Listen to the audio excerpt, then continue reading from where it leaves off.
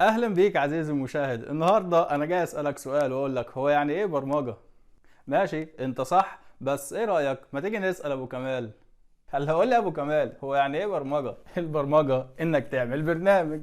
يا راجل قول كلام غير ده. هل ده معناه ان الميكانيكا انك تعمل ميكانيكي؟ انا اقول لك يعني ايه برمجه. برمجه انك تتكلم مع الكمبيوتر باللغه اللي الكمبيوتر يفهمها، ايا كانت نوع اللغه ديت ايه. يا عم انا عارف البرمجه انك تعمل برنامج، انت جبت الكلام ده منين؟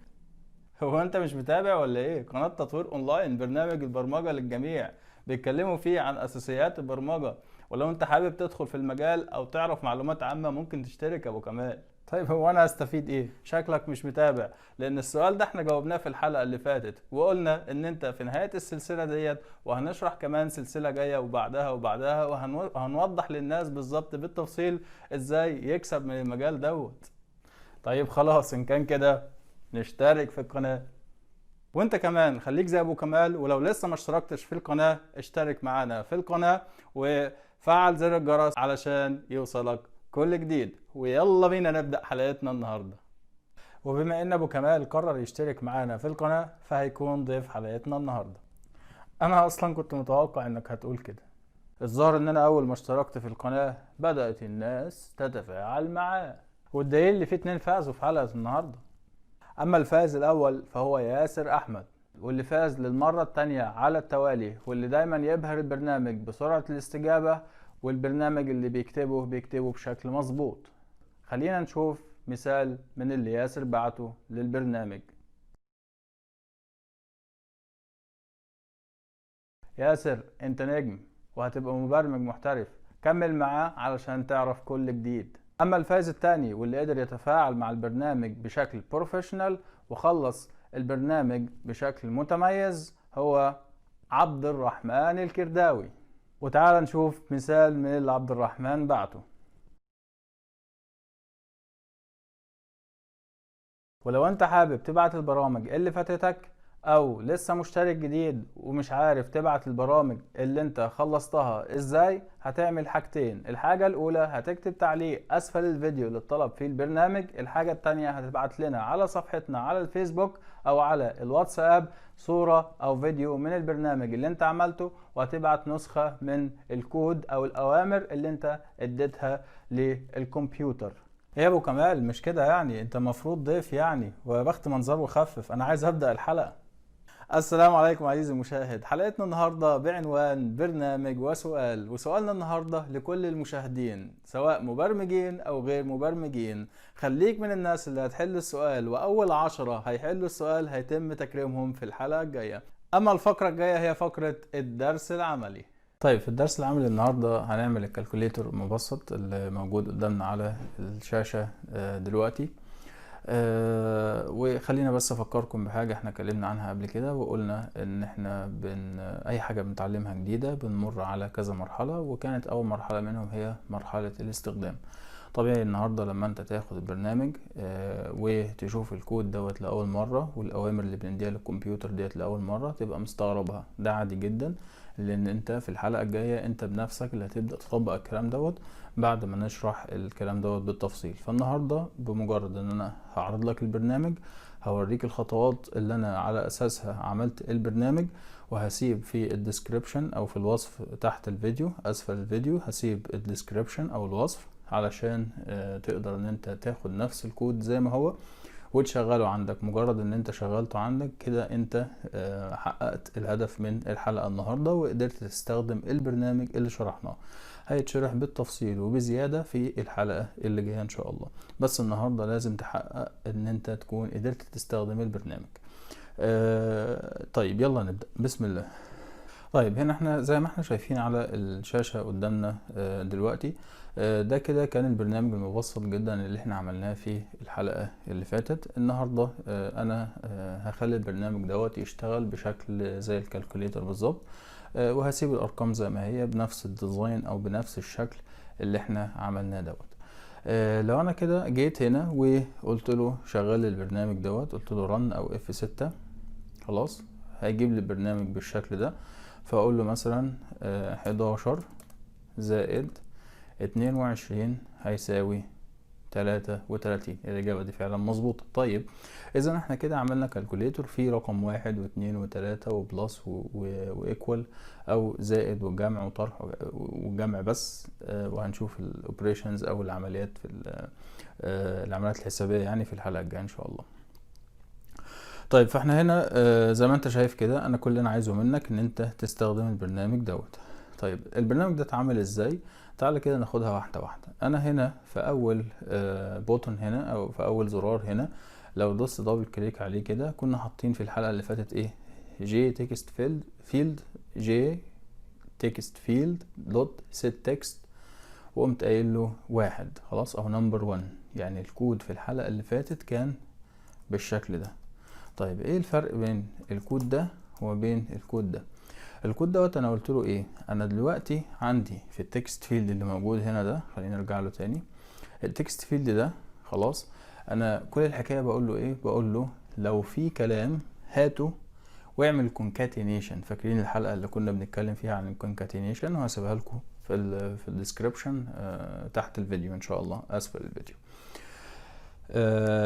احنا في الحلقة ديت قلنا ان السترنج في الجافا لما بيتجمع بيعمل حاجة اسمها ايه؟ concatenation. يعني مش بيجمع السترنج زي الارقام، لا ده بيحط الحاجة جنب بعضها او بيزود على الحاجة اللي موجودة. فهنا تخيل لو انا كنت كاتب رقم 1، فيقوم رايح يشوف ايه الكود او ايه الكلام اللي مكتوب تحت البوتن ده خلاص وينفذه. فاول حاجة لقاها ايه؟ قالك ان انت هات القيمة الحالية هنا، خلينا اقراها من اليمين، هات القيمة الحالية اللي موجودة في جي تكست فيلد ده وقول له دوت جيت تكست يعني هات لي الفاليو اللي جواه او القيمة اللي جوه التكست بوكس ده. وديت امر من الاوامر هناخدها بالتفصيل في السلسلة المتقدمة لما هنتكلم عن الفانكشنز والكلاسز. يعني الاوامر في الكمبيوتر هيبقى ليها شوية حاجات ادفانسد في المستقبل.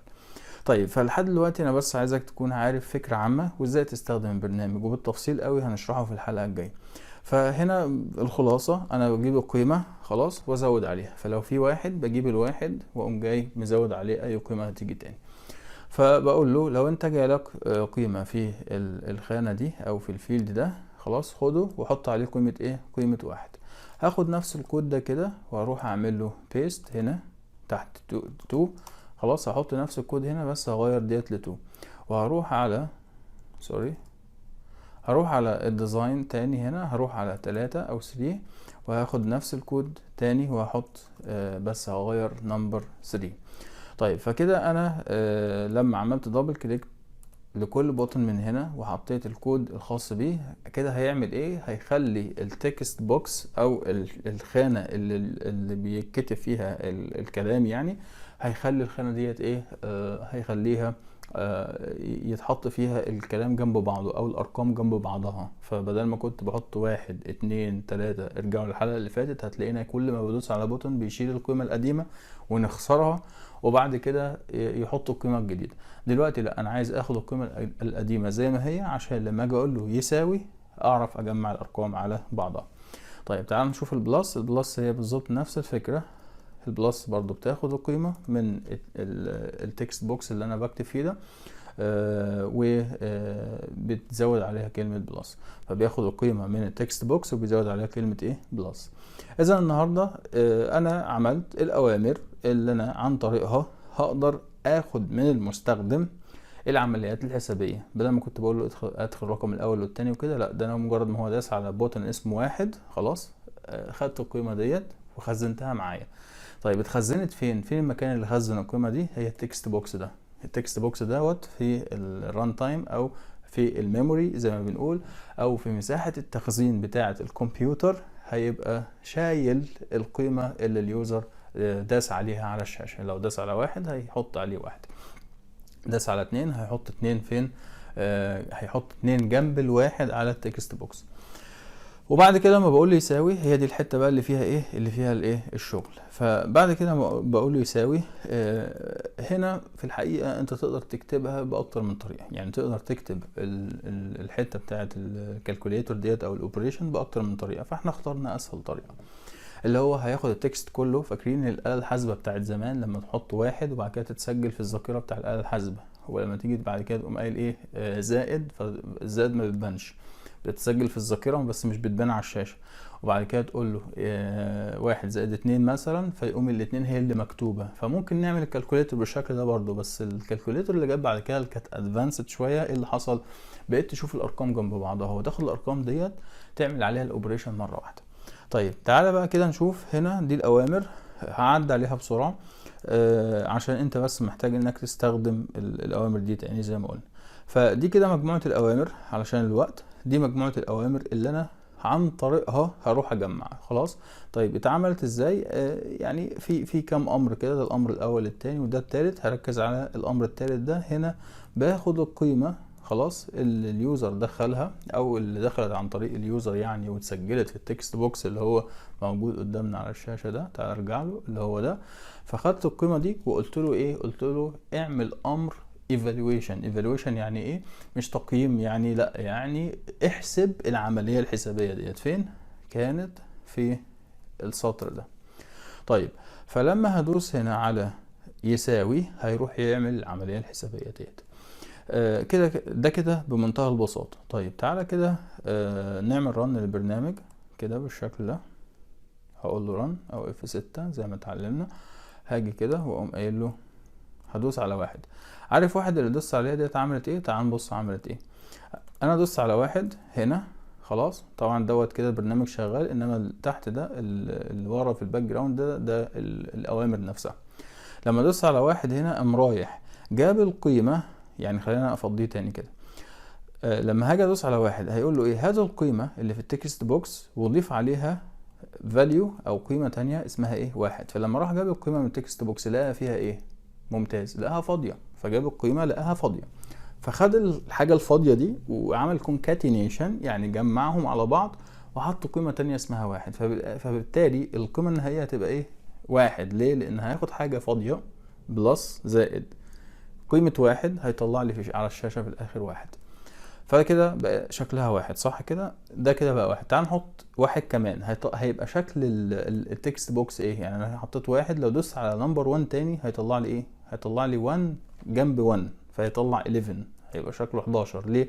لان راح لقى ان في واحد في التكست بوكس فقال له هاته وزود عليه. زود عليه في السترنج زي ما خدنا في حلقة الكونكاتينيشن. حط جنبه الكونكاتينيشن يعني بيحط الكلام جنب بعضه، بيحط الكاركترز او الحروف جنب بعضها او الارقام جنب بعضها.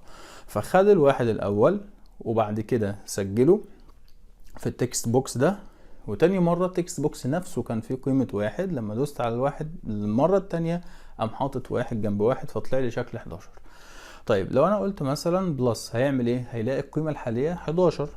فلما هيجيب القيمة الحالية اللي هي 11، يعني تعال نشوف البلس بتشتغل ازاي والبرنامج شغال. وفي الامر بيقول ايه؟ هات القيمة الحالية اللي موجودة في جي تكست فيلد 1. جي تكست فيلد 1 اللي هو اللي فوق ده، تمام؟ القيمة الحالية اللي موجودة ايه؟ نمبر 11 صح؟ وزود عليها كلمة اسمها ايه؟ او اوبريشن اسمها ايه؟ بلس. خلاص، فلما اعمل بلس ايه اللي هيحصل؟ هيبقى 11 بلس. فبيعمل كونكاتينيشن، بيحط الحاجات جنب بعضها، وده اللي انا عايزه في الاخر عشان اعرف اعمل العملية الحسابية. طيب فهقول مثلا 11 بلس خلاص 22. فنفس الفكرة بتاع 11 هقوم دايس على 2 مرتين، هيقوم حاطط 2 جنب بعض، حط 2 وقوم حاطط 2 تاني من غير ما اخسر القيمة القديمة في التكست بوكس. هروح على دوس على يساوي، هيقوم جامع بقى، هيديني عملية الجمع اللي هي ايه؟ 33. حاجة اخيرة هنا، احنا هنا بمنتهى البساطة هنسيب الاوامر ديت وهسيب لك وصف لكل امر. في البداية خالص كده انت شايف زي ما انت شايف هنا كده بتتكلم في ان انت عندك حاجة اسمها جافا اكس دوت سكريبت انجن. الحاجات ديت لازم تتحط فوق كده قبل كلمة نيو فريم. خلاص كده عشان تبقى عارف مكان كل حاجة. هكتب لكم برضو في الوصف اسفل الفيديو التفاصيل بالظبط. لو انت النهاردة قدرت تعمل البرنامج دوت وتشغله على جهازك انت نجحت، ومش عايز منك اكتر من كده النهارده، لان في الحلقه الجايه ان شاء الله هنشرح الاوامر دي بالتفصيل قوي، وكمان هنكمل الكالكوليتر بشكل اعم من كده واشمل من كده. وبكده نكون خلصنا الدرس العملي بتاع حلقه النهارده. وجه وقت سؤال النهارده. سؤالنا النهارده هو كالتالي: من هو أول مبرمج في العالم؟ السؤال مرة تانية، من هو أول مبرمج في العالم؟ ابعت الإجابة على التعليقات أسفل الفيديو على قناتنا، قناة تطوير أونلاين، وأول 10 هيحلوا السؤال هيتم تكريمهم في الحلقة الجاية. وأشوفكم على خير، والسلام عليكم.